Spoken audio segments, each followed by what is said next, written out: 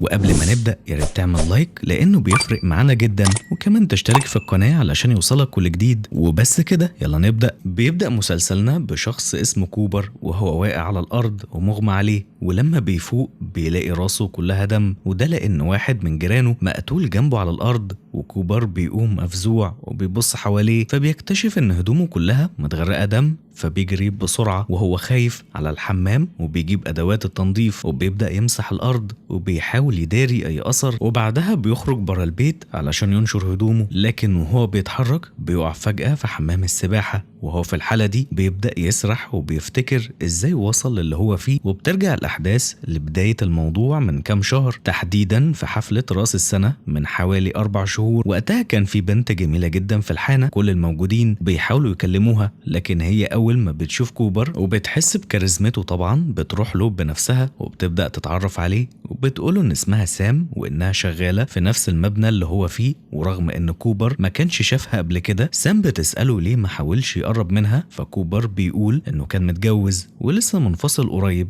وما بقاش عارف حتى يجامل الستات زي الأول. لكنها بترد عليه وبتقول إنها مش بيفرق معاها السن قوي وبتحب الرجالة الأكبر منها. وكوبر بيحاول يقنعها إن الفرق بينهم كبير جدا، وإنه يبقى حوالي 20 سنة، وإنه زي باباها كده، وإن العلاقة مش هتنجح فترة كبيرة، وعلشان هو عنده الخبرة وهي أصغر منه وأنشط، لكن على المدى البعيد الموضوع ده مش هيكمل. سام مش بتشغل بالها بالكلام ده، وبتوضح إنها عايزة علاقة خفيفة وخلاص. وبعد حوالي 3 شهور من علاقته مع سام بنشوف كوبر وهو بيكمل حكايته وبيفتكر شغله في البورصة وهو صغير، وإزاي كان عايش في شقة بسيطة جدا. وبعدها اتجوز بنت اسمها ميل، ومع الوقت شغله بيتطور، وبتيجي لحظة ولادة بنتهم الأولى توري، وبعدها بيبدأ يشتغل أكتر وبيجيب فلوس أكتر وأكتر، فبيشتري بيت أكبر. وبعدها بيجي ابنهم التاني واللي بيسموه هانتر، فبيرجعوا ينقلوا لبيت أوسع، وكوبر بيكمل شغل أكتر لحد ما بيحقق ثروة كبيرة جدا، وبيوصل لمرحلة إنه بيقدر يشتري أي حاجة نفسه فيها. لكن في نفس الوقت حياته بتدخل في حالة من حالات الملل، وما بقاش في أي حاجة جديدة بتحصل، لحد ما في يوم بيرجع البيت وبيتصدم لما بيلاقي مراته ميل بتخونه مع مدربها الخاص. وساعتها الاتنين بيقرروا انهم ينفصلوا، وميل بتفضل عايشة في البيت مع الاولاد، ولكن كوبر بينقل يعيش في مكان تاني. ولما بيروح الشغل بيكون قاعد مع المساعدين بيتكلموا عن الاسهم، لكن بيلاقي المدير عايزه، فبيخرجوا سوا في استراحة الغداء وبيروحوا النادي ويلعبوا شوية. وبعد وقت طويل جدا وهم في الساونا، المدير بيبدأ يفتح معاه موضوع مهم جدا، وبيقول له انه اتفصل من الشغل، والسبب هو البنت اللي قابلها في الحانة من 3 شهور واللي اسمها الحقيقي هي أوليفيا. المدير بيوضح ان دخوله في علاقة مع موظفة اقل منه في الشركة مخالف للقوانين بتاعتهم، لانه كده بيستغل سلطته. وكوبر بيحاول يدافع عن نفسه وبيقول ان العلاقة كانت برضاها هي، وكمان هي مش شغالة معاه بشكل مباشر. لكن المدير مش بيهتم بالكلام ده خالص، وبيقوله ان الشركة قررت تستغنى عنه، وكمان العملاء اللي جابهم هيفضلوا تابعين للشركة لمدة 2 سنين. كوبر ساعتها بيحس ان مستقبله المهني كله اتدمر، لان محدش هيقبل يشغله بسهولة بعد اللي حصل. والمدير بيعرض عليه انه لو ما رفعش قضية ضد الشركة هياخد تعويض بيساوي مرتب 6 شهور، وبيسيبه يفكر في العرض ده. كوبر بيمشي وهو محتار، وكان ناوي يرجع الشركة، لكنه في اخر لحظة بيغير رأيه وبيروح لمدرسة ابنه هانتر علشان يشوفه. وهانتر بيتفاجئ بزيارة ابوه في وقت مش معتاد خالص. كوبر بيقوله انه عايز يقرب منه اكتر الفترة اللي جاية. وبعد كده بيروحوا البيت، وكوبر بيطلب من ميل انه يشوف بنته توري، لكنها بتقوله انها مش موجودة. وساعتها بيبدأ خناق بينهم من غير سبب، وكوبر بيواجهها بخيانتها، وكمان بيشتكي انه لسه مطالب بيدفع مصاريف البيت الكبير اللي هم عايشين فيه. لكن ميل بترد وبتقول ان هو اللي كان بيهملها، وان الموضوع ده حصل من 2 سنين اصلا. وبعدها بتطلب منه يشتري طقم طبل جديد لهانتر، وكمان يدفع مصاريف عمليات التجميل لتوري. كوبر بيكتم اللي جواه ومش قادر يقول لهم انه اتفصل من الشغل. وقبل ما يمشي عربية بتخبطه وبينزل منها شاب اسمه جاك، وتوري بتقول له انه حاببها. كوبر بيعترض علشان جاك اكبر منها ب3 سنين، لكن ميل بتتدخل وبتقول انها موافقة على العلاقة دي، وبتطلب منهم يدخلوا البيت. وفي اللحظة دي بيظهر نيك اللي اتجوز طليقته ميل، وبيعزم كوبر يدخل يحضر معاهم حفلة الشوا. لكن كوبر بيرفض وبيقول انه مش هيستحمل يشوف نيك بيستخدم الشواية بتاعته في بيته. وبيمشي وهو متضايق جدا. وبالليل كوبر بيقعد يراجع مصاريف اولاده وبيكتشف انها عالية جدا وان حسابه في البنك مش هيكفي كل ده، فبيحبط اكتر. وفي اللحظة دي بيقرر يتصل بسامانثا اللي كانت متجوزة رجل اعمال كبير جدا وصاحب سلسلة مطاعم، وبعد الطلاق اخدت نص ثروته، ومن وقتها وهم مرتبطين مع بعض خلال ال6 شهور اللي فاتوا. وتاني يوم كوبر بيروح يقدم على شغل في شركات بورصة تانية، لكن كلهم بيرفضوه، وده لان مديره القديم بيتصل بيهم وبيطلب منهم محدش يوظفه علشان يحافظ على علاقته بيهم. وبعد كده في شركة واحدة بتقوله ان ممكن يشغلوه، لكن المشكلة ان كوبر كان ماضي على اتفاق عدم منافسة، وده بيمنعه انه يشارك بيانات العملاء لمدة 2 سنين، وده بيخلي فرصه ضعيفة جدا انه يلاقي شغل مناسب. وبعدها بيروح يقابل صاحبه ومدير اعماله تشوي وبيكلموا عن عزومة في بيت عيلة ميلر، وبيقولوا ان طليقته وجوزها الجديد هيكونوا موجودين، لكن كوبر مش فارق معاه وبيصمم انه يروح. وبعدها بيقولوا انه خسر شغله، فتشوي بيفهم على طول ان كوبر دخل في علاقة مع حد من موظفين الشركة. كوبر بيسأله ايه اللي يخلي المدير يعامله بالطريقة دي، فتشوي بيخمن ان المدير استغل الموضوع علشان يحتفظ بالعملاء لمدة 2 ويوفر العمولة، وفي نفس الوقت بيطرد كوبر. وتشو بيقترح عليه انه يرفع قضية على صاحب الشركة راسل، لان ده ممكن يخليهم يوافقوا على تسوية،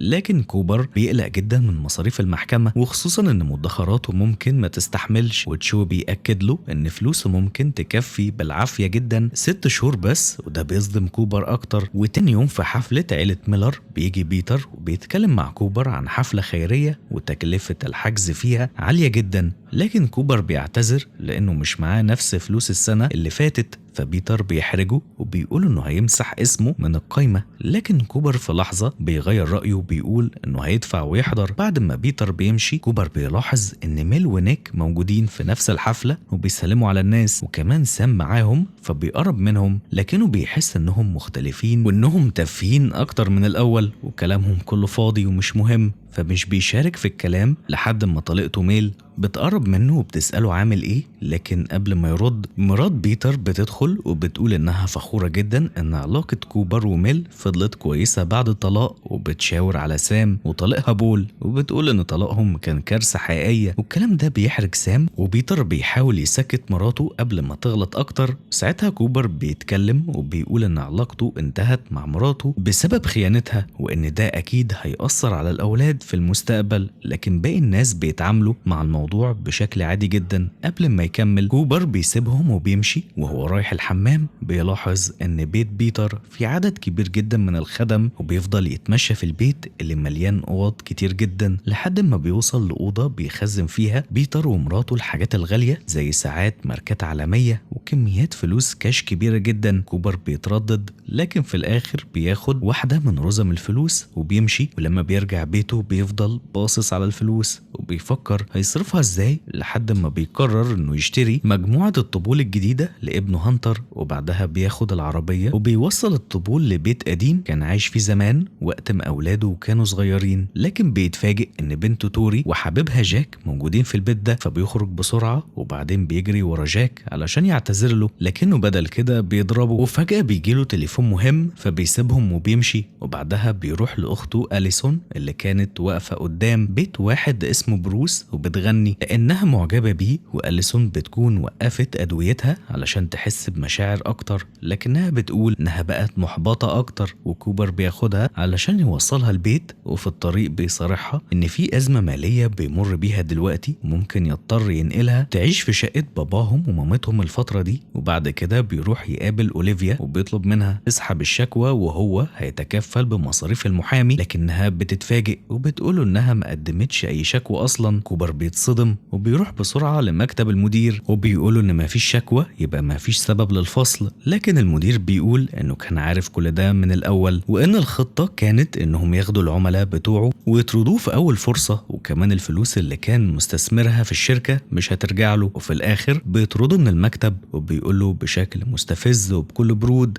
ان الفلوس دي مش فلوسه طول ما هو مش عارف يحافظ عليها. وبيرجع كوبر البيت علشان يركب مجموعة الطبول لابنه هانتر، لكن فجأة طليقته ميل بتتصل بيه وبتيجي تقابله علشان تتكلم معاه عن اللي عمله مع جاك حبيب بنته توري، وبتبدأ تسأله إذا كان بيمر بمشاكل في الشغل لأنه مش على طبيعته خالص في الفترة الأخيرة. لكن كوبر بيرفض يحكي أي حاجة وبيأكد لها إنه تمام وهيبقى كويس. فبتمشي ميل وهي حاسة إنه مخبي عنها الحقيقة ومش ناوي يقول لها. وتاني يوم أوليفيا بتروح للمدير جاك وبتسأله عن السبب اللي خلاهم يرفعوا شكوى على كوبر باسمها من غير ما تعرف. المدير بيحاول يبرر وبيقول إنهم بيتعاملوا بقوانين حماية الموظفين بشكل صارم، لكن أوليفيا بتوضح له إنها أصلا ما كانتش شغالة تحت إدارة كوبر ولا هو مديرها المباشر، فالكلام ده مش منطقي. فجاك بيسكتها وبيعرض عليها ترقية في شغلها وكمان بيعزمها على العشاء. فأوليفيا بتوافق وبتنسى الموضوع، لكن بتحط شرط إن مديرها المباشر يكون موجود معاهم. وبعدها بتمشي وهي لسه مش مقتنعة تماما بالكلام ده. بالليل بنشوف كوبر قاعد في بيته ولسه محتفظ بالفلوس اللي سرقها من بيت ميلر، بيفضل باصص عليها وبيفكر. وفي لحظة بياخد قرار نهائي إنه يرجع يسرق بيت ميلر تاني لأنه عارف كل تفاصيله وطريقة الدخول والخروج منه، وكمان عارف إن المنطقة اللي ساكنين فيها نسبة الجريمة فيها قليلة جدا والناس مع الوقت بتهمل في تأمين بيوتها. وفعلا كوبر بيقدر يدخل بيت ميلر بسهولة وبيدخل على الأوضة اللي فيها الحاجات الغالية وبياخد ساعة من النوع باتيك فيليب مصنوعة من الذهب وبيقنع نفسه إن محدش هياخد باله منها. كمان بياخد شوية فلوس تاني. وقبل ما يخرج بتوصل عربية شرطة قدام البيت، فبينزل كوبر بسرعة وبيحاول يتصرف بثقة وبيمثل إنه واحد من أصحاب البيت. والشرطة بتسأله وبيعرف منهم إن بيتر كان مسجل بيته في الاسم علشان يبقى تحت المراقبة وهو مسافر، لكن كوبر بيقدر يخدعهم وبيقنعهم إنه لسه هيسافر بكرة. وبعد ما الشرطة بتمشي كوبر بيدخل تاني للبيت وبيبدأ يفكر بطريقة أكتر منهجية وبيستوعب إن في بيوت كتير جدا في المنطقة مليانة حاجات غالية محدش بيستفيد منها، وإن الشرطة عمرها ما هتشك في واحد زيه لأنه شبههم من نفس مستواهم الاجتماعي. وساعتها بياخد قرار إنه يستغل الوضع ده وبيبدأ يسرق جيرانه لحد ما يعدي أزمته المالية. وتاني يوم كوبر بيروح شركة تانية يقدم فيها على شغل وهو لابس الساعة اللي سرقها. ولما بيقابل المدير بن وبيبدأوا يتكلموا عن تفاصيل الشغل، بن بيقول له إن الوظيفة هتكون إنه يجمع عملاء لشخص تاني اسمه ماكس ياخد أجر مقابل كده، لكن كوبر بيرفض العرض اللي قدمه وبيفهم إن الشركة أصلا بتخسر وإن بن عايزه يعلم ماكس الشغل وبعد كده يطرده. فبيمشي كوبر من المكان وهو مش مقتنع، وبعدها بيروح على محل علشان يبيع الساعة اللي سرقها، وصاحب المحل بيوافق وبيقوله إن سعرها ممكن يوصل لحوالي 200,000 لكن في المقابل بيطلب الورق الخاص بيها.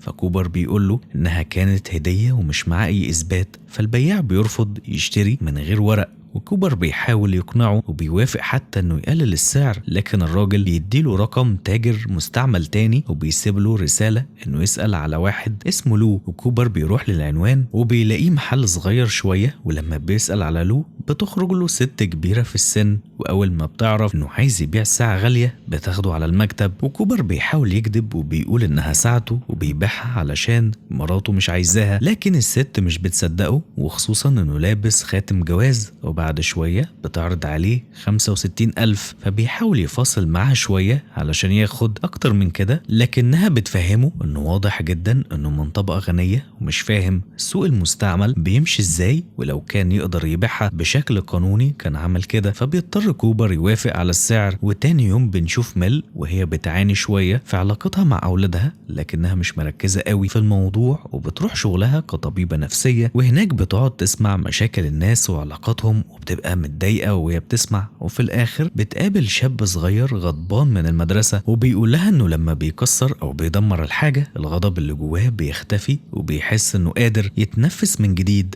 وفي نفس الوقت كوبر بيكون رايح النادي اللي مشترك فيه من زمان، والاشتراك فيه بيبقى غالي جدا وحوالي 100,000 في السنة، ومفيش مميزات حقيقية بتقدمها، بالعكس كل حاجة فيه بتبقى أغلى. لكن الاشتراك ده بيكون نوع من المظاهر الاجتماعية، ولو مش مشترك فيه ممكن شكلك يبقى وحش قدام الناس. كوبر مش قادر يغير الواقع ده، فبيدخل النادي وجوه بيلاقي بنته توري بتتدرب مع نيك على بطولة جديدة، فبيطلب من طليقته ميل إنها تمنع جوزها من التدخل في علاقته مع بنته. وميل بتقول ان توري لازم تصنيفها في التنس يتحسن علشان جامعة برينستون تقبلها، وكوبر بيكون متأخر على التدريب ونيك بيستغل الفرصة وبينزل يتمرن معاها، وده بيضايق كوبر فبيدخل وبيخرج نيك من الملعب وبيبدأ هو يضرب بنته، لكنها بتضربه بالكورة في نفس المكان كذا مرة، ده بيدل على انها متضايقة منه. وبعد كده كوبر بيلاحظ ان توري مش بتحب تتعامل مع بنت عيلة ميلر علشان هما من نفس السن وبيقدموا على نفس الجامعة وبيبقى في منافسة بينهم، وبيتخانقوا على آخر مكان متاح في برينستون. بيكملوا تدريبهم لحد ما بيروحوا ناحية حمام السباحة، وهناك كل الستات بيبقوا بيتفرجوا على نيك وهو بيعوم علشان جسمه بيبقى حلو.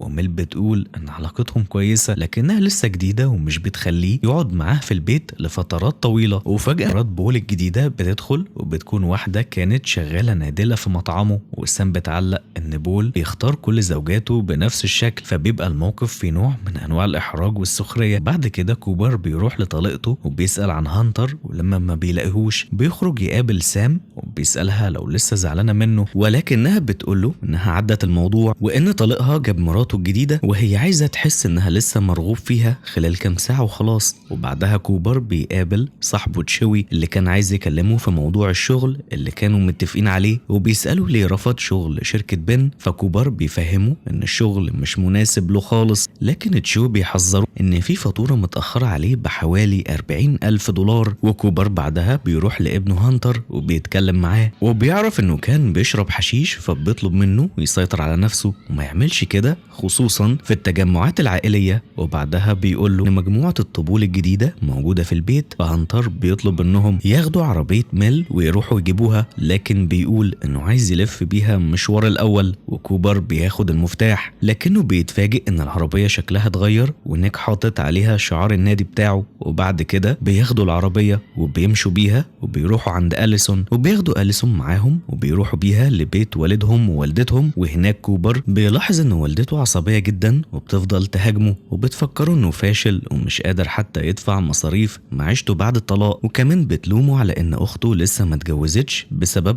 قصة حب فاشلة مع بروس. وكوبر بيتضايق من الكلام فبيسيبها وبيطلع بسرعة علشان ينقل شنط اخته لأوضتها، لكنه بيتفاجئ ان الأوضة اتحولت لمخزن. واضح ان والدته حتى ما اهتمتش تجهزها. وبينزل تاني وبتكون الجدة بتشرح ان أليسون هربت يوم فرحها لانها انهارت نفسيا. ساعتها كوبر بياخد قرار سريع وبيقول ان في تغيير في الخطة، وأليسون بتوافق وبتمشي معاه تاني. ولما والدته بتسأله ليه بيرد عليها انها حتى ما اهتمتش تجهز سرير تنام عليه، وفعلا بيمشوا. وفي الطريق هانتر بيقول ان جدته كانت قاسية جدا، وبيعرض على عمته أليسون انها تاخد الأوضة بتاعته لانه اصلا مش بيستخدمها كتير، وده بيضايق كوبر شوية. وكوبر بيرجع بيته بيجيب حاجات اخته وبيقعدها معاه وبيفهمها ان ده وضع مؤقت لحد ما يتحسن ماديا. وأليسون بتشكره وبتقول ان هو اللي وقف جنبها الفترة اللي فاتت وان من غيره كانت هتضيع. وفي اللحظة دي كوبر بيوصل له رسالة من سام فبيستأذن وبيمشي. وهو في الطريق بيفكر في حكاية قديمة عن واحد من مساعدين هتلر هرب لأمريكا فتح مطعم صغير، ومع الوقت العيلة كبرت وبقى عندهم سلسلة من المطاعم والفنادق، لكن كل ده ممكن ينهار بسبب الطلاق. لما بيوصل لسام بيدخل معاها في علاقة تاني، لكنها بتقوله انها ما بقتش بتحب تروح النادي لان الناس اللي هناك كلها بتتكلم عن مرات بول الجديدة، وكمان الست دي نفسها بتسألها عن ابنها هنري ازاي تتعامل معاه. وسام بتكون متضايقة لانها مضطرة تخبي علاقتها بكوبر، وهو كمان مش عايز حد يتكلم عنه بعد طلاقه من ميل. وكوبر بيقول لها انه هيستناها في البيت. وفي نفس الوقت ميل بتكون بتتكلم مع ابنها هانتر وبتلاقيه بيتدرب على الطبول الجديدة، وبتقوله انه يقدر يستمتع مع والده وانها مش هتزعل. لكن هانتر بيرد ان الوضع ما اختلفش عن زمان، فبتسكت ومش بتلاقي رد تقوله. وبعدها كوبر بيصحى من النوم وبيمشي في بيت سام وبيلاقي ابنها هنري في الحمام وبيطلب منه يوصله للسرير، فكوبر بيوافق وبيساعده انه ينام وبيقعد جنبه على الارض، وبيحس انه دخل في حياة ناس تانية زيادة عن اللزوم ونسي حياته هو. وتاني يوم لما بيرجع البيت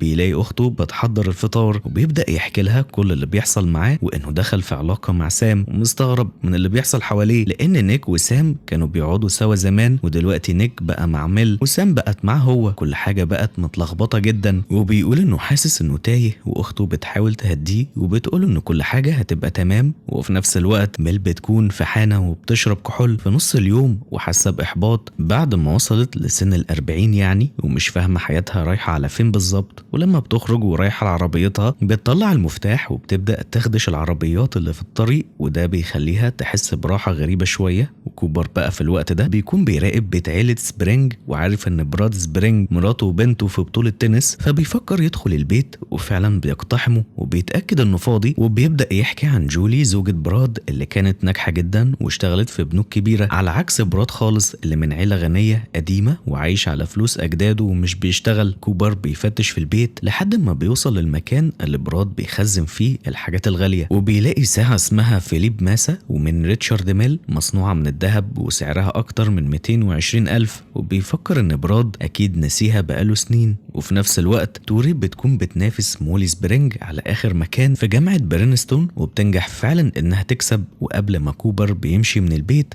بيقعد على مكتب براد وبيلاقي دليل ان براد دفع رشوه علشان يجيب اسئله امتحان القبول في الجامعه. وكوبر بيصور الدليل بالتليفون، وده لانه عايز يحتفظ بالدليل ده معاه لبعدين. وبعدها بيروح على الملعب علشان يتابع ماتش بنته. وكوبر وهو قاعد بيتفرج على الماتش بيلاحظ احساس جديد جواه، لانه المره دي قاعد جنب الشخص اللي سرق ساعته منه. وبالرغم من كده مش حاسس بتوتر زي الاول، بالعكس حاسس بنوع من المتعه وغرور غريب، كانه بقى بيلعب اللعبه صح وبيعرف يخدع اللي حواليه. وبعدها بيروح تاني عند الست لو علشان يبيع الساعه التانيه، لكن المره دي الوضع بيختلف عن الاول. واول ما بيقعد معاها بتساله بشكل مباشر عن مصدر الساعه وبتضغط عليه علشان يقول الحقيقه، لكن كوبر بيرفض وبيحاول يلف ويدور زي المره اللي فاتت. لكن لو مش بتتساهل معاه خالص وبتقوله انها مش هتتمم الصفقه وبتطلب منه يمشي فورا. وقبل ما بيخرج بيدخل زبون تاني للمحل وبيطلب انه ياخد خاتم كان جابه قبل كده. وفجاه لو بتخرج من المكتب ومعاها مسدس وبتوجهه ناحيته وبتأمره يمشي، فالزبون بيستغرب وبيتردد،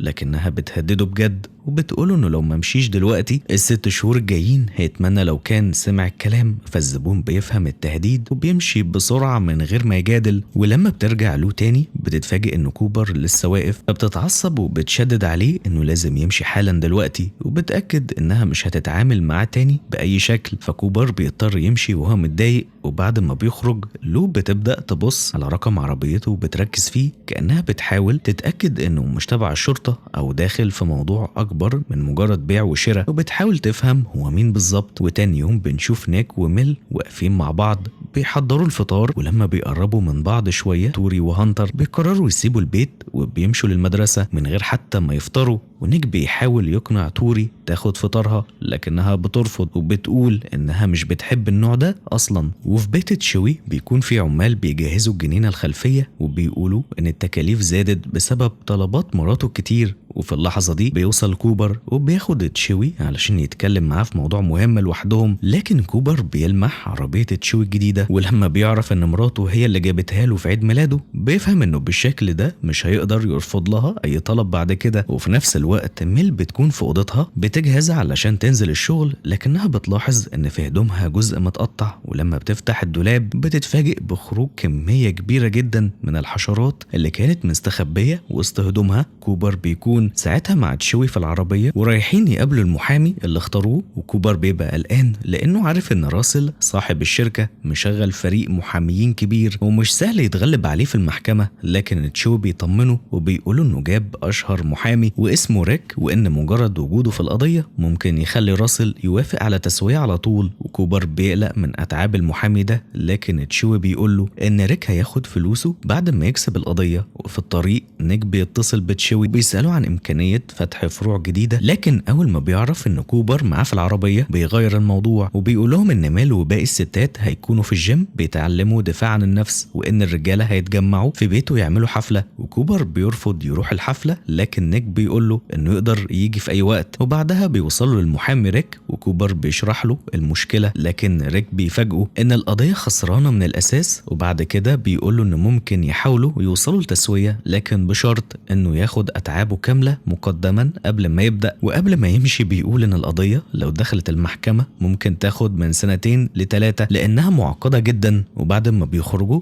تشوي بيأكد ان ريك شاطر جدا، وان اول ما يستلم القضية كده الموضوع اتحل على طول. وفي نفس الوقت ميل بتكون جابت شركة لمكافحة الحشرات، والموظف بيقول لها ان البيت مليان مستعمرات كبيرة وان التنظيف هيحتاج على الاقل شهر وتكلفته حوالي $10,000، فبتضطر انها توافق. وكوبر بيرجع البيت وتشوي بيحاول يقنعه يحضر حفلة نيك علشان يصلح العلاقة بينهم ويبدأ صفحة جديدة بدل ما يقعد لوحده، لكن كوبر بيرفض وبيقول ان اولاده هيكونوا معاه ومش محتاج يروح. لكن لما بيدخل البيت بيتفاجئ بوجود شخص غير متوقع خالص، وهي لو، وبتقوله انها جايه تشتري الساعه منه. وكوبر بيسالها ليه رفضت قبل كده، فبترد انها كانت شاكه انه تبع الشرطه، لكنها دورت وراه وعرفت انه واحد غني خسر شغله وبقى عنده ازمه ماليه، وبدل ما يبيع عربيته الفخمه بدا يسرق جيرانه علشان محدش يحس. وكمان بتقوله ان الساعه اللي جابها كانت بتاعه براد سبرينج، وعرفت كده من الرقم التسلسلي وانه ساكن قريب، وكمان عنده مشاكل بسبب الطلاق. وبعدها بتديله الفلوس وبتاخد الساعة منه وبتمشي. بعد ما بتمشي كوبر بيتصل بأوليفيا وبيطلب منها تقول الحقيقة، لكنها بترفض علشان خايفة سمعتها تتأثر، وهو بيحاول يقنعها ان جاك خد منه كل حاجة ومحتاج مساعدتها، لكنها بتقفل السكة في وشه. وكوبر بعدها بيلاحظ ان اولاده خارجين وهيتأخروا، وحتى اخته عندها حفلة ومش عايزاه يجي معاها خالص علشان ما يسبب لهاش توتر. وفي الاخر بيلاقي نفسه لوحده تماما، فبيقرر انه يتصل بسام وبيطلب منها تيجي تقعد معاه، لكنها بترفض وبتقول ان عندها حصة دفاع عن النفس. وهنا كوبر بيبقى لوحده خالص لحد ما بتجيله فكرة خطيرة جدا.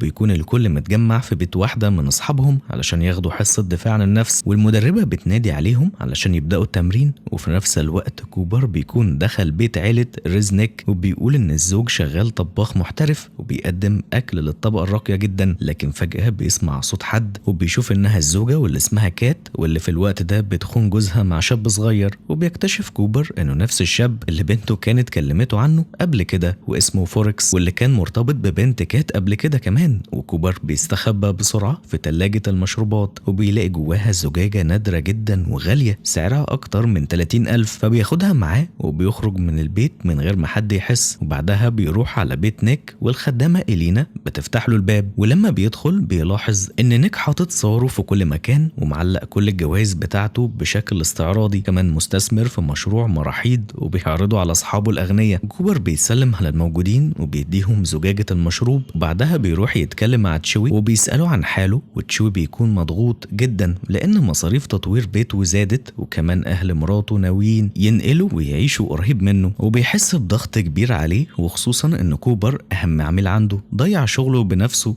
وكوبر بيحاول يهديه وبيديله الفلوس المتأخرة اللي كانت عليه. وفي نفس الوقت ميل وسام بيكونوا في التمرين، والمدربة بتحطهم في مواجهة مباشرة مع بعض. وعلى الناحية التانية هانتر بيكون في الحفلة مع أصحابه وبتعرف على بنت جديدة من مدرسته، لكن واحد من أصحابه بيعرض عليه يجرب ممنوعات وبيوافق رغم إنها أول مرة، وبعدها بيرجع يكمل عزف على الطبل. وكوبر في حفلة نيك بيكون مش مرتاح خالص، وبيلاحظ إن كل الناس الأغنياء شبه بعض في التفكير، وكل حاجة في حياتهم متكررة زي البيوت والفلوس والزوجات، مفيش أي جديد خالص، كأنهم عايشين في حالة ملل ويأس. والشركات بتستغل ده علشان تفضل تسحب منهم فلوس. وفجأة واحد من الحضور بيسأله عن شغله بعد ما خبر إنه ساب شركة راسل انتشر، فبيسكت كوبر شوية وبعدين بيقول إنه بيخطط لمشروع جديد في دبي والكل بيصدقه. وفي نفس الوقت هانتر بيبدأ يفقد تركيزه بسبب المخدرات، وفجأة بيختفي من الحفلة، واصحابه بيلاحظوا إنه خرج بسرعة. وعلى الناحية التانية التمرين بين ميل وسام بيكون عنيف شوية، وميل بتأذي سام والناس بتستغرب من رد فعلها، فبيتم إيقاف التمرين. وهانتر بيتصل بعمته أليسون وبيطلب منها تساعده، فبتروح له الحفلة وبتلاقي معظم الشباب هناك واخدين مخدرات، فبتدور عليه لحد ما بتلاقيه وهو قافل على نفسه الحمام، وبيقول لها إنه حاسس إنه بوظ كل حاجة، لكنها بتطمنه وبتقوله إن كل اللي في الحفلة في نفس الحالة دي، وبكرة محدش هيفتكر أي حاجة أصلا. فهانتر بيهدى شوية وبيروح معاها. وفي نفس الوقت بول بيكون موجود في حفلة نيك وبيستعرض صور مراته الجديدة قدام الناس وبيتكلم عن علاقته بيها وكأنها مثالية جدا، لكن كوبر الوحيد اللي عارف انها بتخونه دلوقتي. وبعدين بول بيبدأ يتكلم عن سام وبيقول انه عرض عليها فلوس علشان تتنازل، لكن المحاميين اقنعوها تكمل علشان تاخد اكتر، وهو مجهز خطط كتير علشان ما تاخدش حاجة. وكوبر بيتدخل وبيقول له ما يتكلمش عنها بالشكل ده لانها ام ولاده، لكن بول بيهاجمه وبيقول له انه حر ويقول اللي هو عايزه وانه مش فاشل زي كوبر واللي ساب مراته تخونه، وفي الاخر جاي يحضر حفلة عنده وجايب له مشروب كمان غالي. ساعتها الاتنين بيتخانقوا والازازة اللي جابها كوبر بتتكسر، ونيك بيتدخل وبيحول الموضوع لتحدي في كرة السلة وبيقول ان اللي هيكسب هياخد $1000. فجيري بيتحمس وفعلا بيسجل كذا هدف، لكن نيك بيخبطه بعنف فبيقع وبيتكسر رجله وبيتصلوا على الاسعاف على طول. وعلى الناحية التانية الستات بيوقفوا التمرين وبيقعدوا مع بعض في قعدة كده يتكلموا، وسام بتحكي لميل مشاكلها خصوصا ان طليقها خانها ورفع عليها قضايا علشان يثبت العكس. فسام بتقول لميل انها شايفة ان ميل بتمثل في قصتها بول لانها هي اللي خانت كوبر، وميل بتتفاجئ لكنها بتعترف انها فعلا خانته. لكن بعد سنين من الاهمال لما كوبر بقى شايف ان اي مشكلة في الجواز هتتحل بالفلوس مثلا، وتاني يوم الاولاد بيروحوا للمدرسة والبنت اللي هانتر اتعرف عليها بتحاول تكلمه لكنه بيتجاهلها وبيدخل. وفي نفس الوقت ميل بتروح تقابل كوبر بتقوله انها عرفت ان اخته أليسون عايشة معاه دلوقتي، وكمان انه ساب الشغل، وبتسأله لو محتاج مساعدة لكنه بيرفض. ولما بتقوله انها عايزة تجيب مدرب محترف لتوري بيقول ان هو اللي هيدربها بنفسه، وكمان بيرفض يدفع للمدرب. وفي نفس الوقت محققة بتكون في بيت سبرينج بسبب بلاغ عن سرقة ساعة، لكن لما بتشوف ان عنده عدد ضخم جدا من الساعات بتشك ان ممكن انها تكون ضاعت، لكن براد بيصر انها اتسرقت. والمحققة بتقول انها تتابع الموضوع ده بنفسها، بس واضح انها مش مهتمة قوي. وفي اللحظة دي كوبر بيكون في بيت نيك بيحاول يفتح الدولاب اللي فيه جوايزه علشان ياخد الخاتم اللي كسبه في اخر بطولة، لكن فجأة بيحس ان في حد وراه، وقبل ما يلحق يتحرك بيلاقي نفسه متوجه له سلاح. وعلشان نعرف اكتر بنرجع في اللحظة دي لليوم اللي فات وبنشوف إلينا الخدامة وهي بتجهز نفسها كل يوم علشان تروح شغلها، وبيكون في اتوبيس مخصوص بيجمع كل الخادمات اللي رايحين يشتغلوا في بيوت الأغنياء. وبنشوف كمان ان إلينا هي اللي كانت بتنظف بيت نيك بعد حادثة جيري، وفي اليوم ده كان المفروض تروح بدري لكن اتأخرت فبتطلع على أوضتها، لكن بدل ما بتستخدم حمامها بتفكر ان البيت فاضي وبتستغل الفرصة وبتستحمى في حمام نيك. لكن وهي جوه بتسمع حركة في البيت فبتنزل تتأكد وبتتفاجئ ان اللي جوه هو كوبر، وعلى طول بتهدده بالسلاح وبتجبره يحكي لها كل حاجة. وكوبر بيعترف انه خسر شغله وانه كان ناوي يسرق خاتم نيك ويبيعه، وإلينا بتفهمه ان النوع ده من الجوائز بيكون عليه رقابة شديدة وصعب يتباع بسهولة. وكمان بتقوله ان الخدامة اللي كانت شغالة في بيت سبرينج اترفدت بعد ما اتهموها بسرقة الساعة، وكوبر بيحاول يهدي الوضع علشان ما تبلغش الشرطة، لكنه بيتفاجئ ان إلينا مش عايزة تبلغ اساسا، بالعكس عايزة تبقى شريكته. وبتقوله انها تعرف حد ممكن يبيع له الحاجات دي وانها اصلا كانت بتسرق من البيوت زيه، وبكده الاتنين بيتفقوا يشتغلوا سوا.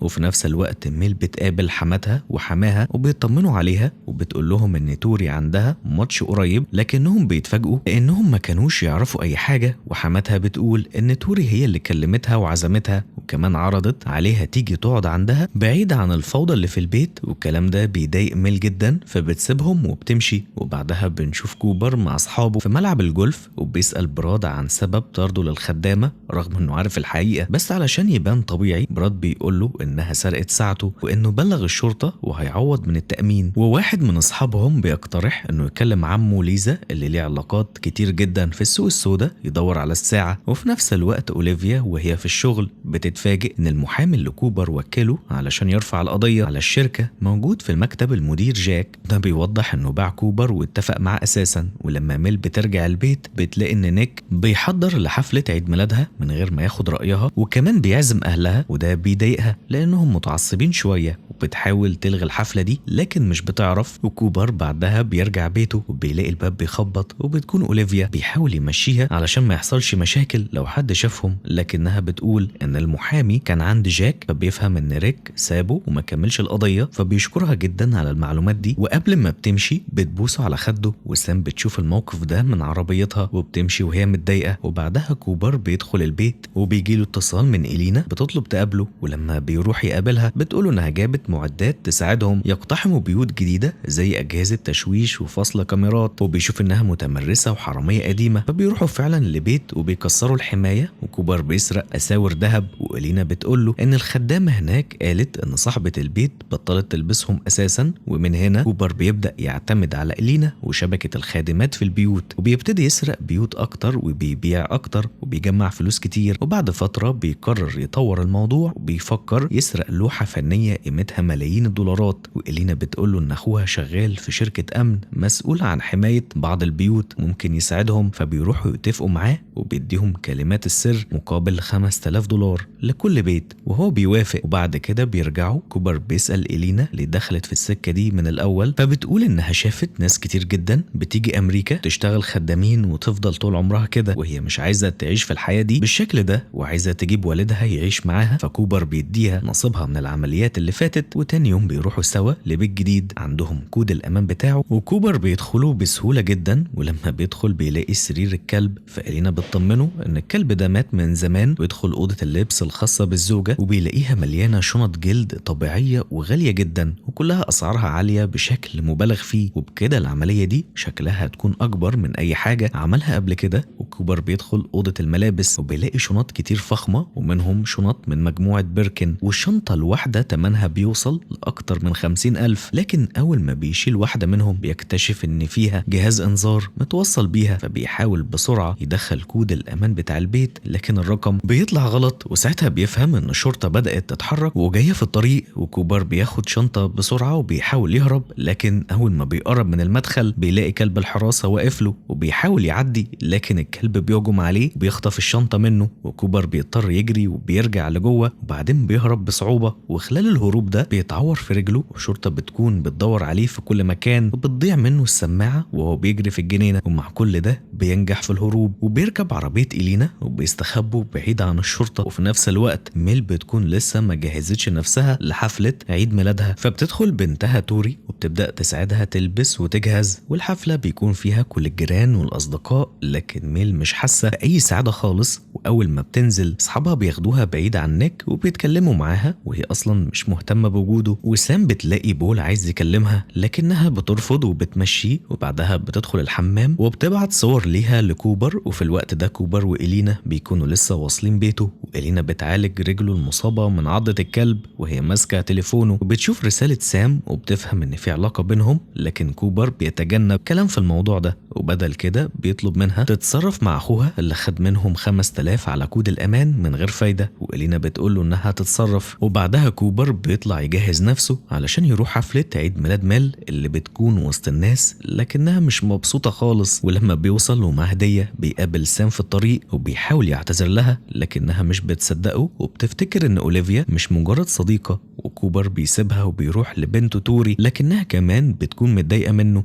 ولما بيحاول يفهم السبب بتلومه انه مقصر في حقهم، وان كل الفوضى اللي هم فيها دلوقتي بسببه. كوبر بيسيبها وبيروح لميل وبيسلمها الهدية، لكن قبل ما يتكلم نيك بيطلعها على المسرح علشان يحتفلوا بعيد ميلادها قدام الكل. ونيك بيبدأ يمدح فيها قدام الناس، لكن ميل واقفة ساكتة ومش حاسة بأي حاجة. وفجأة بتسيب المسرح وبتمشي، والكل بيتفاجئ. وأليسون بتستغل الموقف ده وبتطلع الجيتار وبتبدأ تعزف علشان تنقذ الجو وتغطي على اللي حصل. وكوبر بيلاقي ميل لوحدها في المكان اللي كانوا فيه بيقعدوا فيه زمان، وبيقرب منها وبيطمن عليها. فميل بتقوله انها لسه تعبانه ومش مبسوطه حتى بعد الطلاق، وانها خدت منه كل حاجه، وكانت فاكره ان المشكله كانت فيه هو، لكن اكتشفت ان الفوضى اللي جواها لسه موجوده ومش حاسه ان اي حاجه حواليها حقيقيه. وبيقعدوا مع بعض شويه لحد ما الحفله تخلص وميل بتمشي، وكوبر بيرجع لعربيته وبيلاقي سام مستنياه، فبيركبوا سوا وبيمشوا. وفي نفس الوقت ميل وهي بتفتح الهدايا اللي جات لها بتلاقي ان هديه كوبر مختلفه عن باقي الهدايا، وبتلاقي انها حلوى من نوع معين واسمها فاير بول، وكانت بتحبها زمان جدا. وساعتها من غير ما تحس بتبدأ تعيط وهي بتاكل منها، وكأنها رجعت لحظة من الماضي كانت فيها بسيطة جدا وهادية. وبعد كده بنشوف نيك في برنامجه الخاص وهو بيقدم مشروع جديد، وبيعرف الناس على مرحاض ذكي جدا معمول مخصوص للطبقة الغنية، بيتكلم عنه كأنه اختراع عبقري. ميل بتكون واقفة في الكواليس بتتفرج عليه ومستنية يخلص علشان علشان تتكلم معاه، وبعد ما بينزل بتقرب منه وبتعتذرله عن اللي حصل في عيد ميلادها وبتقدر تقنعه باعتذارها، ونيك بيقبل الموضوع بشكل هادي. وفي نفس الوقت كوبر بيقابل الست لو وبيعرض عليها خطة أكبر، وإنه هيسرق لوحة فنية من واحد من البيوت، وبيقول لها إن اللوحة دي من 7 سنين كانت قيمتها أكتر من $1,000,000. لكن لو بتحذره وبتقول له إن سوق اللوحات الفنية خطر جدا، والتجار هناك مفترسين ومش بيسيبوا حقهم بسهولة. كمان بتشترط إن عمولتها تبقى 20% من العملية دي. بتأكد عليه إن لو اتقفش إنها ما تعرفوش، والأهم إنه يمشي ورا تعليماتها وما يتصرفش من دماغه. وكوبر بيوافق على كل الشروط. وعلى الناحية التانية تشوي بيكون واقع في مشكلة كبيرة، لأن العمال اللي شغالين في تجديد الجنينة بيقولوا إن في صخرة ضخمة جدا معطلة الشغل وهتاخد وقت ومصاريف زيادة ممكن توصل ل200,000. وتشوي بيبدأ يحس إنه مزنوق ومش عارف يخرج من الأزمة دي، خصوصا إن مراته مش مهتمة وبتطلب حاجات أكتر. وفي المدرسة هانتر بيكون موجود، والبنت اللي اتعرف عليها في الحفلة بتقرب منه وبتحاول تفتح معاه كلام علشان يتعرفوا على بعض أكتر. وفي نفس الوقت سام بتكلم كوبر وبتقوله إنها تسافر مع ابنها لمدينة بوسطن وتقعد هناك فترة ومش عارفة هترجع إمتى. وده بيكون خبر مفاجئ وبيخليه يحس إن كل حاجة حواليه بتتغير بسرعة. وسام بتكمل كلامها مع كوبر وبتقوله كمان إنها قررت تنهي علاقتهم لأنها حاسة إنه بيتعامل معاها كأنها مجرد علاقة عابرة مش حاجة بجد، وبتسيبه تمشي من غير ما تديله فرصة يرد. كوبر بعد كده بيروح يقابل أخته أليسون وبيحكي لها إنه انفصل عن سام، وهي بتحاول تهون عليه وبتخفف عنه الضغط والحزن. وبتقوله كمان إنها لقت شغل في الحانة وهتغني هناك 4 ليالي في الأسبوع، وده بيكون بالنسبة له بداية جديدة. وفي نفس الوقت بنشوف هانتر بدأ يدخل في سكة خطيرة، لأنه بيسيب الأدوية اللي فيها مواد مخدرة وبدأ يوزعها على زمايله في المدرسة. وكمان بيتأثر بكلام البنت اللي اتعرف عليها وبيبعد عن المذاكرة خالص. والبنت بتقنعه إن وجود أب واحد في حياته حاجة سهلة جدا، وإنه كده محدش هيقدر يعاقبه أو حتى يسيطر عليه مثلا. لكن فجأة موظف في المدرسة بيكشف اللي بيحصل وبيتم القبض على هانتر، وبيتحول الموضوع لإدارة المدرسة. والمديرة بتستدعي كوبر وميل وبتقول لهم إن هانتر بيتغيب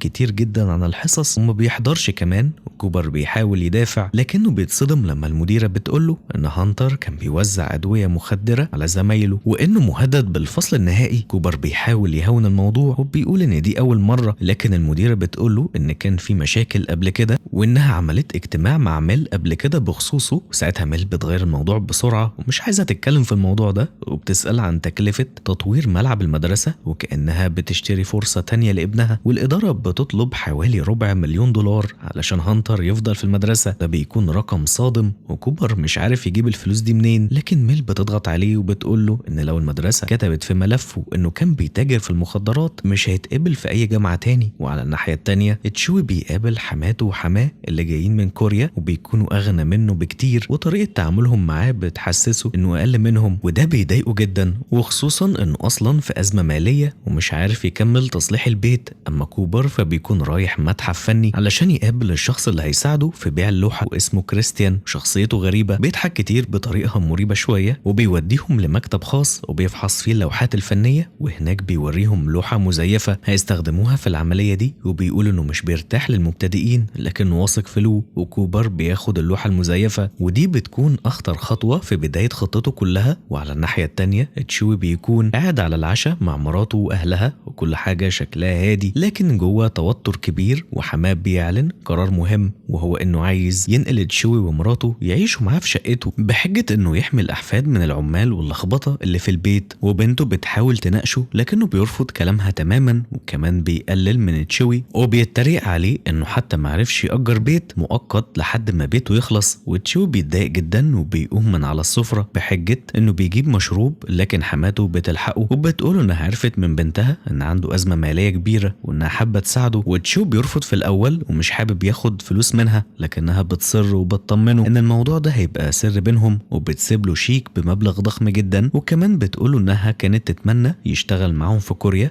بس المشكلة إنه مش بيتكلم كوري. وبعد كده بتمشي وبتسيبه لوحده. وفي بيت كوبر بنشوف إن ابنه هانتر محبوس في الأوضة لأن كوبر رافض يتكلم معاه بعد اللي حصل واللي عرفوه من المدرسة. وتوري بتطلع له الأكل وبتحاول تخفف عنه، وبتقوله إنه بقى أشهر طالب في المدرسة دلوقتي وإن في ناس كتير بدأت تهتم بيه. وكمان لما بتسمع الموسيقى اللي بيألفها بتلاحظ إن عنده موهبة حقيقية في التأليف. وتاني يوم أليسون بتروح التمرين وبتلاقي عربية بروس حبيبها القديم بتحاول تدخل النادي باستخدام اشتراك نيك، ونيك بيرفض في الأول لكن تحت الضغط بيوافق. وأول ما بتدخل بتشوف بروس وسط الناس اللي بيتدربوا وبتفرح جدا وبتدخل تغير بسرعة علشان تقابله. وفي نفس الوقت كوبر بيشتري أدوات تساعده يفك اللوحة من الإطار الأصلي، وبعد كده هو وإلينا بيروحوا البيت المستهدف. وكوبر بيشرح إن اللوحة دي كانت لشخصية مشهورة وإنها مرسومة بطريقة معقدة، ولو أجزائها اتجمعت بشكل معين بتطلع صورة مختلفة. وبالفعل بينجح إنه يبدل اللوحة الأصلية بالمزيفة وبياخد الأصلية وبيمشي من غير ما حد يحس. وأليسون في التمرين بتنجح إنها تلفت انتباه بروس، ولما بيتكلموا بيبدأوا يعرفوا عن بعض أكتر بعد كل السنين اللي فاتت، وهي بتعزمه يحضر حفلتها في الحانة فبيوافق. وكوبر بيوصل اللوحة لكريستيان اللي بيكون مبسوط جدا باللي عمله، وفي نفس الوقت كوبر بيعزم إلينا على العشاء وهي بتوافق. وكريستيان بيرجع وبيقول إن الموظفين محتاجين ساعتين بس علشان يتأكدوا من أصل اللوحة، وخلال الوقت ده بيعزمهم على الحفلة في البار وكمان بيعرض عليهم مخدرات. وكوبر بيتردد لكن إلينا بتشجعه، وكريستيان بيسأل كوبر لو في علاقة بينه وبين إلينا، لكن كوبر بيأكد إن علاقتهم شغل وبس. وبعد كده كوبر بينزل يرقص مع إلينا في الحفلة، لكن لما بتحاول تقرب منه بيبعد وبيمشي لأنه مش مرتاح لفكرة العلاقة معاها. وإلينا وهي ماشية كريستيان بيقابلها وبيحاول هو يقرب منها وبيعرض عليها علاقة، لكن كوبر بيتدخل وبيبعده. ولما الموضوع بيسخن بينهم إلينا بتطلع بخاخ فلفل وبترشه في وش كريستيان وبيهربوا الاتنين بسرعة. وبعد ما بيخرجوا إلينا بتلوم كوبر إنه بوظ الصفقة وبتقول المرة الجاية يفكر في الفلوس الأول قبل أي حاجة، وبتقوله كمان إنه بيفكر بعقلية الأغنياء اللي عمرهم ما اتحرموا من حاجة لكن هي محتاجة الفلوس عشان تقدر تعيش وتشتري اللي هي عايزاه. كوبر بيحاول يصلح الموقف وبيقول إنه هيعوضها لكنها بتسيبه وتمشي، وبتأكد عليه إنه لازم يركز لأن لسه قدامهم شغل كتير. وكوبر بيرجع بيته بيحاول يكلم سام لكنها بتقوله إنها مشغولة مع ابنها. وهنا كوبر بيقف قدام اختيار، يا إما يدخل بيته وينام ويهرب من الواقع، يا إما يروح يسرق بيت سام، وفي الآخر بيختار السرقة. وفي نفس الوقت تشوي بيكون في جنينة بيته بيشرب لوحده ومعاه الشيك اللي حماته ادتهوله ب1,000,000 دولار، ومن كتر الضغط والغضب بيولع فيه. وكمان بيدلق المشروب اللي حماه جابهوله على معدات الحفر فبتولع النار في المكان، والحريق بيكبر بسرعة لكنه بيحاول يسيطر عليه قبل ما الموضوع يخرج عن السيطرة. وأما كوبر بيوصل بيت سام وهو عارف المكان كويس لأنه كان دخله قبل كده، لكن هو ماشي جواه فجأة بيتزحلق وبيقع على الأرض،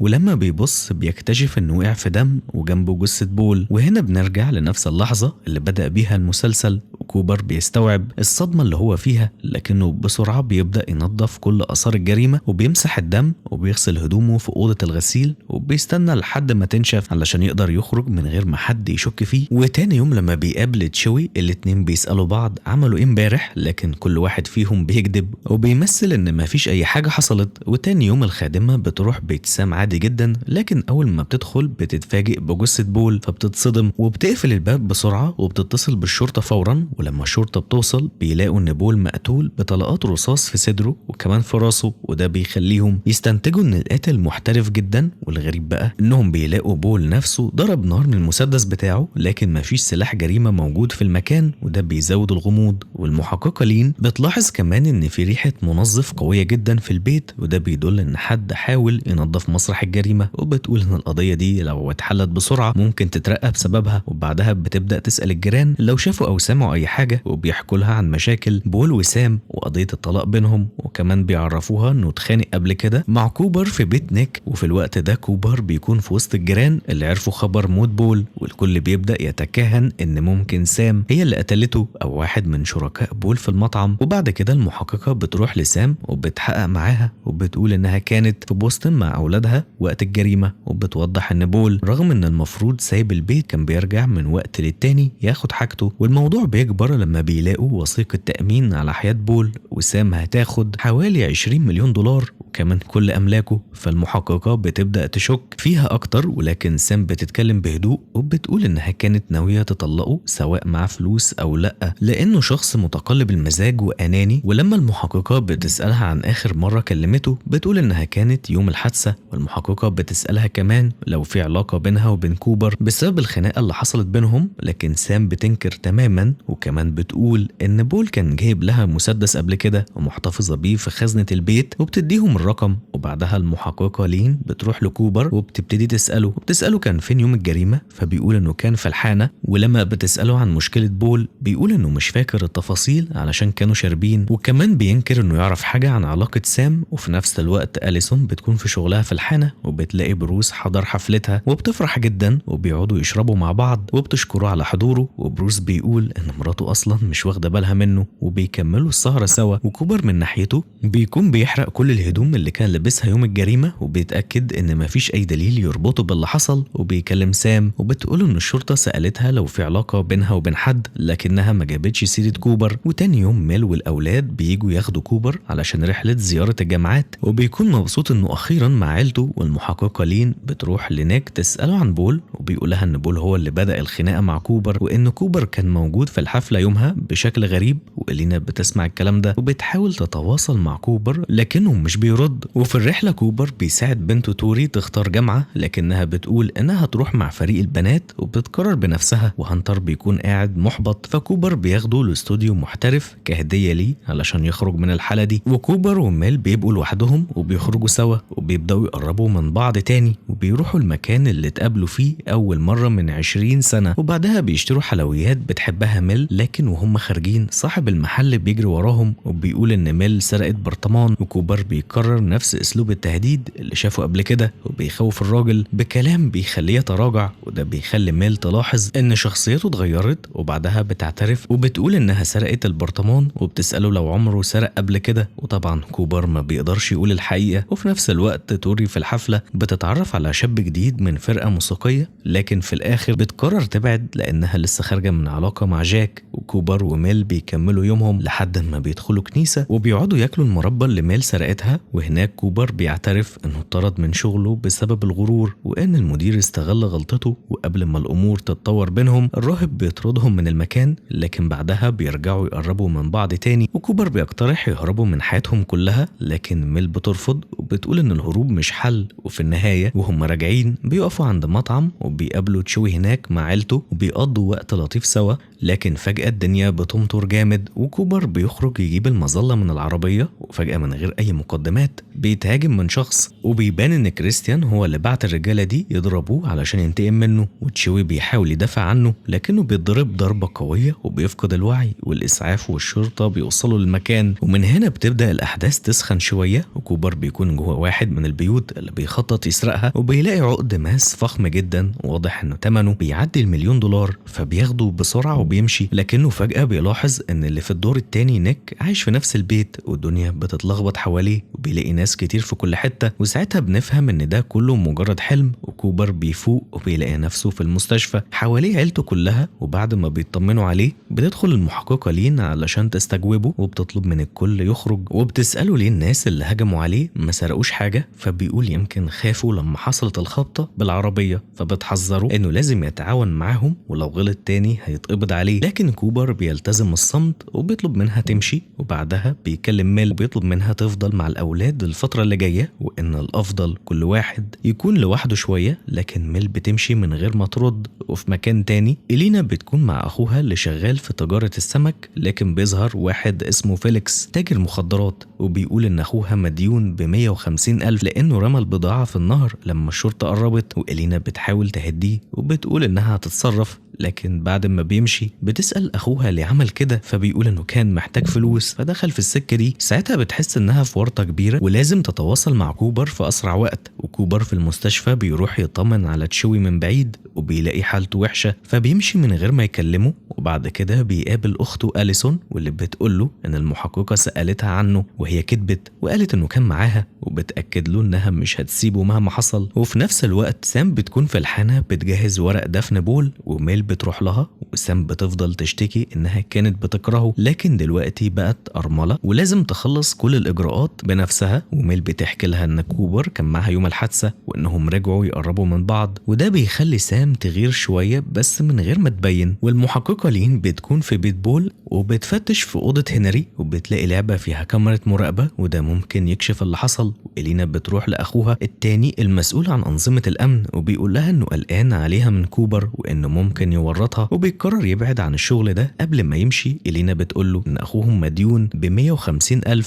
لكن هو بيرفض يساعد وبيطلب منها تمشي. والشرطة بعد كده بتستدعي سام تاني لأن في تسجيل لكوبر وهو في أوضة ابنها، فبتخرج وبتتصل عليه. والمحققة بتبدأ تشك في كوبر أكتر. وفي نفس الوقت أليسون بتكون مع بروس، لكن واحد من رجالة الشرطة بيكون بيفتش زبالة كوبر بيلاقي دليل مهم جدا وبيفضل مستخبي طول الليل بسبب وجودهم. وتاني يوم تشوي حالته بتتحسن وكوبر بيزوره، لكن تشوي بيسأله عن الناس اللي ضربوه. كوبر بيكذب فتشوي بيشك فيه لأنه دفع له فلوس كاش، وفي الآخر بيطرده. والمحقق المساعد بيلاقي عينة دم في زبالة كوبر، ولما بيحللوها بيلاقوها مطابقة للدم اللي كان في بيت بول، وده بيخلي كوبر المشتبه الرئيسي في القضية. كوبر في الوقت ده بيكون في عزا بول وسام بترحب بيه عادي، لكن فجأة الشرطة بتروح تفتش بيته وبتلاقي في عربيته دليل مهم. وساعتها أليسون بتكلمه بتحذره انهم جايين يقبضوا عليه، وكوبر بيجري على المحامية كات وبيطلب منها تدافع عنه لكنها بترفض بسبب علاقته بسام، لكنه بيضغط عليها وبيهدد يكشف سرها مع شاب اسمه فوركس، فبتضطر توافق. والشرطة بتوصل وبتقبض على كوبر قدام الكل والناس بتتفاجئ وبيتم تصويره. وبروس بيقطع علاقته بأليسون بعد اللي حصل والسمعة اللي طلعت عليهم. وإلينا لما بتعرف بتنهار لأن فيليكس مستني الفلوس وكوبر كان أملها الوحيد. وكات بتروح القسم وبتبدأ تدافع عنه وبتحاول تبطل التفتيش بحجة ان أليسون مش مؤهلة، لكن المحققة بتطلع سلاح من عربية كوبر وبيتضح انه نفس السلاح اللي اتقتل بيه بول. وهنا كوبر بيدخل السجن وبيستنى لحد ما كات تلاقي طريقة تطلعه، لكن الموقف بقى اخطر من اي وقت. تاني يوم كوبر بيفوق من النوم وهو لسه في الحجز وبيكون شكله مرهق ومش مستوعب كل اللي حصل له في وقت قصير جدا. شغل ضاع، فلوس راحت، وتحول فجأة لمتهم في جريمة قتل. ولما بيطلع على المحكمة علشان جلسة الكفالة بيبص حواليه وما بيلاقيش حد من أصحابه ولا جيرانه،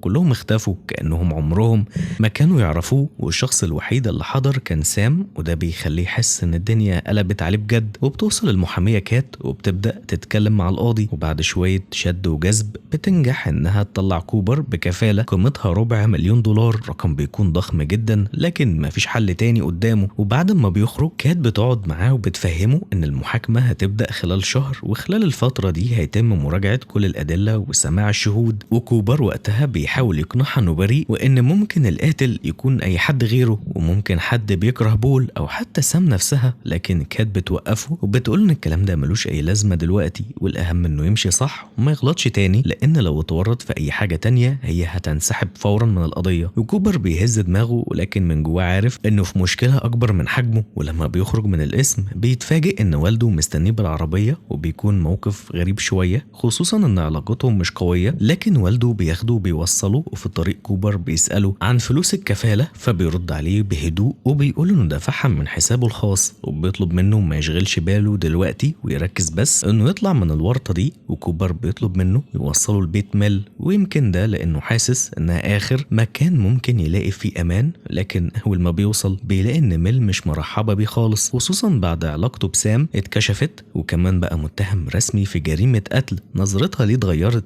وما بقاش الشخص اللي كانت تعرفه. من غير ما يدخل في نقاش كبير بينزل كوبر على كابو علشان يشوف الفلوس اللي كان مخبيها هناك، لكن بيتصدم لما بيلاقي انها اختفت. ساعتها بيبدأ يفكر بسرعة، ولو الشرطة كانت لقتها كانت هتبقى ضمن الأدلة، يعني في حد سرقها. ومن غير ما يضيع وقت بيروح على طول عند السيدة لو، وهناك بتقوله الحقيقة من غير لف ولا دوران، اللي سرقه هو كريستيان، وده لأنه حس إن كوبر قلل منه قبل كده وكان ناوي يأذيه جامد، لكن هي اتدخلت وخلته يكتفي بس بالضرب. كمان بتقوله بوضوح إنه ما يجيش عندها تاني، والعلاقة بينهم انتهت. في نفس الوقت بنكتشف إن إلينا هي كمان ليها دور، لأنها خدت الفلوس وراحت بيها لفيليكس علشان تسدد دين أخوها، وبتقوله إن أخوها مش هيشتغل معاه تاني. وعلى الناحية التانية ميل بتكون قاعدة في كافيه مع نيك، لكن واضح إن الناس كلها بتبص عليهم بتتكلم عنهم بعد اللي حصل، ونيك بيحاول يخفف عنها، لكن فجأة بتوصل سام وبتطلب من ميل تمشي علشان تتجنب المشاكل، لكن ميل بترفض وبتقرر انها تكمل قعدتها. وساعتها سام بتقعد معاها وبتبدأ المواجهة بينهم، وبتتهم كوبر ان هو اللي قتل بول، وميل بترد عليها بهجوم وبتلمح ان سام نفسها كانت على علاقة بيه، وكمان بتعترف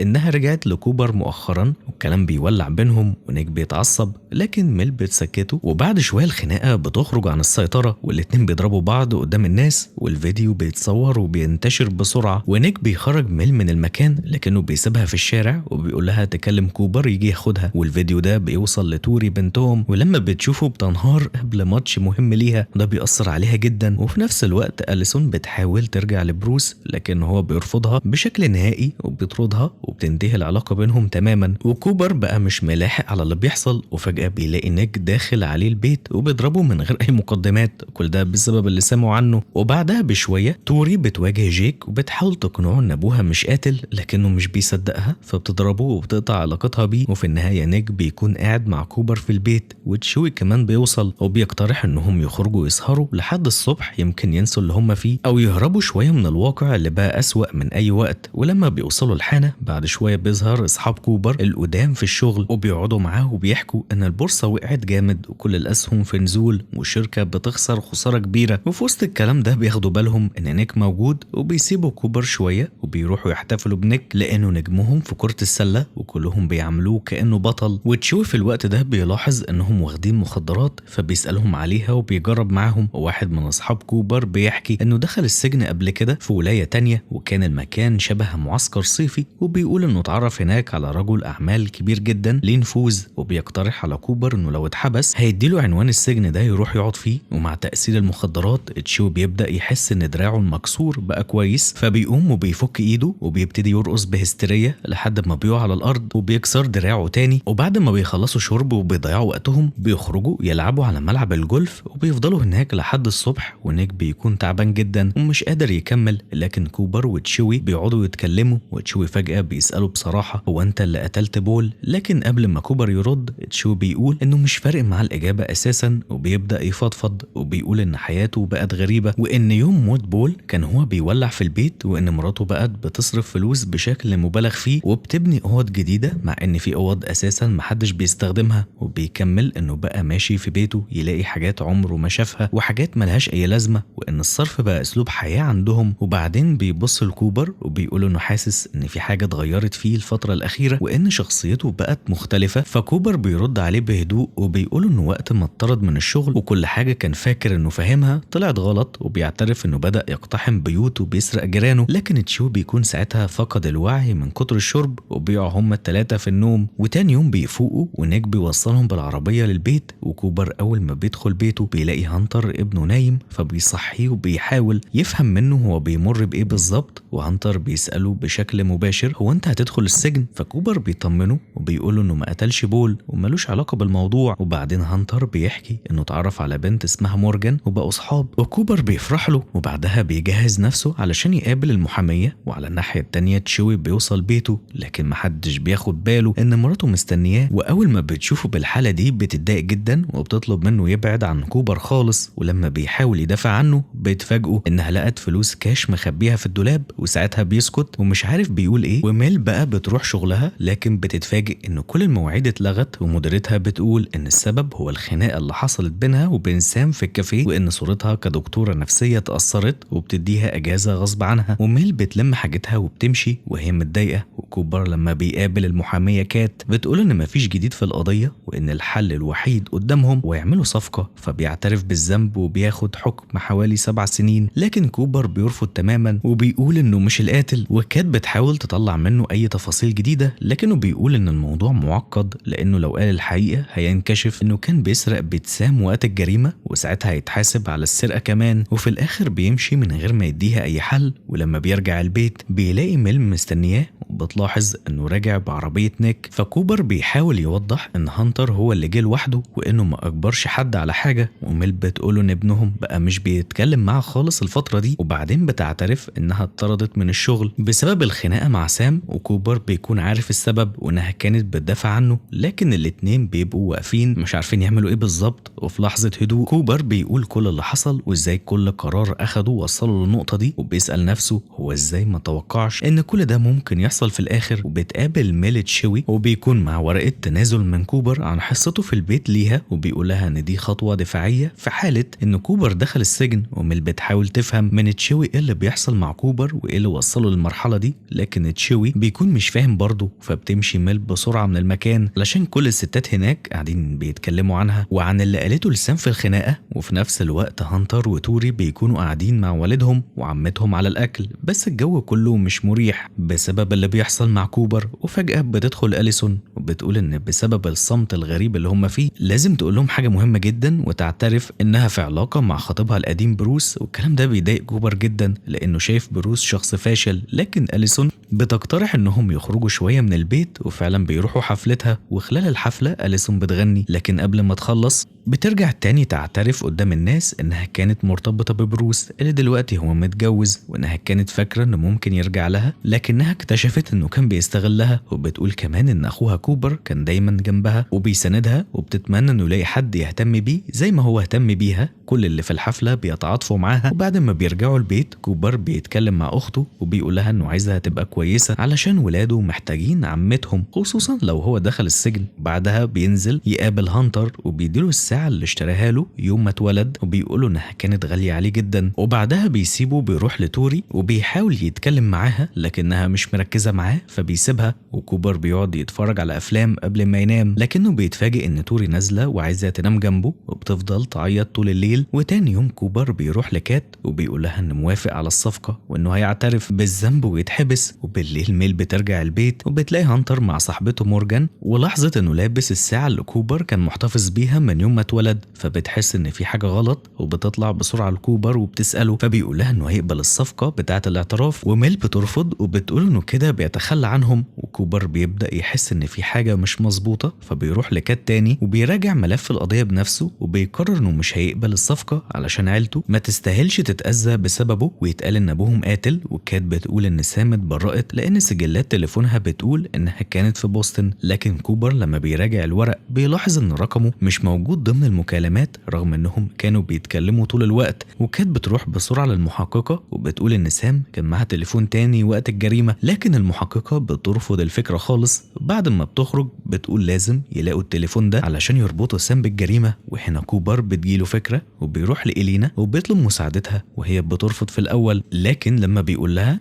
انه عارف ان هي اللي سرقت الفلوس من بيته بتضطر توافق، وبيطلب منها تدخل بيت سام وتدور على التليفون. وإلينا فعلا بتدخل البيت بحجة التنظيف، وبعد شوية سام بتخرج فبيدخل كوبر وبيدور معاها لكن مش بيلاقوا حاجة. وفي نفس الوقت تقرير الطب الشرعي بيأكد ان في طلقتين من الثلاثة اتضربوا بعد موت بول. وإلينا بتكتشف درج سري في أوضة سام في جوازات سفر وهوية جديدة، لكن فجأة سام بترجع البيت وبتلاقي كوبر مستنيها. وكوبر بيقول لها ان بول ما اتقتلش زي ما الناس شافت لكنه انتحر، وكتب رسالة قبل ما يموت لكنها علشان ما تخسرش التأمين سام غيرت كل حاجة وخلتها جريمة قتل. وسام بتعترف بكل حاجة وبتحكي ان بول كان فاشل ماليا وان الطلاق كان هيخليها تاخد فلوس قليلة، وبتحكي كمان انها كانت مرتبطة بيه علشان الأمان الوظيفي، وانه بعد سنين سابها لواحدة أصغر. ولما كانت مع كوبر كانت معجبة بيه لكنه كان شايف العلاقة مجرد حاجة عابرة. وبتكمل انها راحت بوسطن وبول كلمها وهو سكران وهدد انه هينتحر، وفعلا قتل نفسه قدامها في التليفون، لكنها فكرت في التأمين فرجعت وغيرت مسرح الجريمة وردت على كوبر وكأنها في بوسطن وضربت رصاصتين في جثة بول علشان تبان جريمة قتل. وكوبر بيسألها ليه حطت المسدس في عربيته، وبيكون واضح انها كانت بدافع الغيرة. وفي الاخر كوبر بيقرر يسلم كل حاجة للشرطة رغم محاولات سام انها تمنعه، وفعلا بتتقبض عليها وهو بيرجع لحياته مع عيلته. وفي الشغل مديره بيتواصل معاه وبيقولوا انه شركة سويسرية رافضة تكمل من غيره، فكوبر بيتفاوض معهم بذكاء وبيطلب نسبة من الأرباح وتعديل في العقد، وبيرجع شغله بشكل أقوى من الأول. وبعد كده بيروح حفلة تبرعات لعيلة ميلر، فبيلاحظ إن الحفلة كلها معمولة علشان تضغط على الناس يتبرعوا، فبيدخل يقابل أصحابه وبيقابل تشوي وبيقوله إنه رجع شغله تاني وخرج من الأزمة. فميل بتوصل الحفلة وكوبر بيفرح إن عيلته كلها موجودة وبيشتغل مع بنته وبيقترح عليها مدرب جديد، لكنها بترفض وبتقول إن هو اللي هيدربها. وأليسون بتمشي فجأة من الحفلة علشان افتكرت حاجة لازم تعملها، ونيك بيجي يعتذر لميل وبيقول لها إنها كانت دايما بتحب كوبر وبيقرر ينهي علاقته بيها. وميل ما بتتفاجئش وبتروح ترقص مع كوبر عادي جدا، وهو بيعترف إنه ما كانش متوقع سام تخرج بدري وإنه سامحها، وميل كمان بتسامحه. وبعدها كوبر بيروح يكلم واحدة في الحفلة وبتكون أم البنت اللي بتنافس بنته على مكان في جامعة برينستون، وبيهددها إنه عارف إنها اشترت أسئلة الامتحان وبيساومها إنها تبعد بنتها عن المنافسة. وكوبر بعدها بيمشي، وبدل ما يروح يسافر مع مديره بيروح يجهز معدات وبيتوجه لبيت مديره جاك. وفي نفس الوقت جاك وأوليفيا بيكونوا مستنيينه في المطار لكنه ما بيروحش. وفي النهاية لما بروس بيرجع بيته بيلاقي إن أليسون انتقمت منه وخلت مراته تكتب شتايم على الجراج، وبعدها مشيت. وجاك وأوليفيا بيمشوا من المطار لوحدهم، وبنشوف إن كوبر بيكون في بيت المدير بيسرق لوحة غالية وبيبدأ طريق جديد في حياته. ولهنا بيخلص الموسم الأول من المسلسل. ولو عجبتك الحكاية عرفني تحت في التعليقات، واعمل لايك واشتراك للقناة علشان يوصلك كل جديد. وبس كده، أشوفك الفيديو اللي جاي. سلام.